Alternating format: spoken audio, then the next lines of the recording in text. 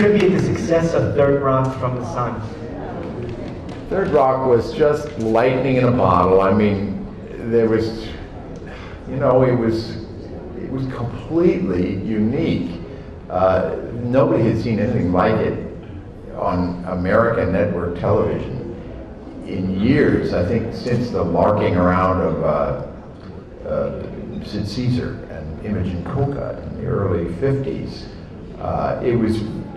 We took off from the kind of manic comic energy of British comedy, Fawlty Towers and Monty Python. That all the writers were huge fans of that kind of high energy farce.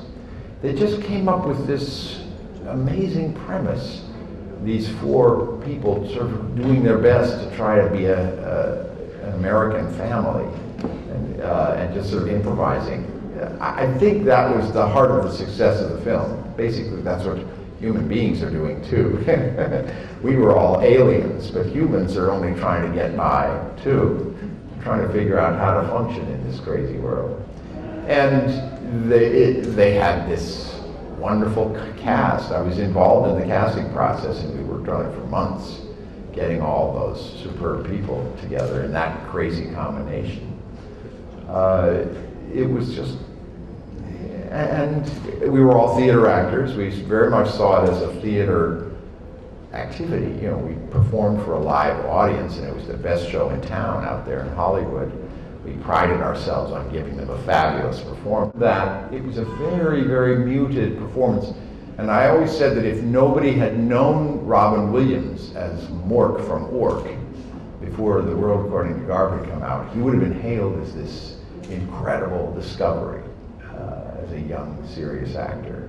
Well, you know, I was playing a very fundamentalist kind of Baptist preacher, I guess.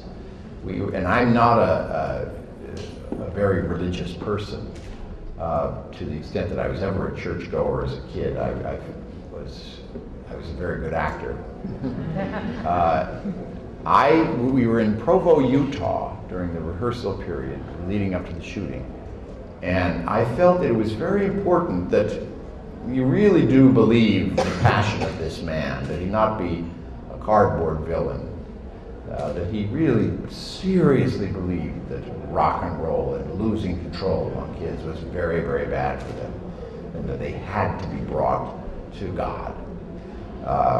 I looked in the yellow pages for Assembly of God. I called up and I asked a preacher to give me spiritual counseling.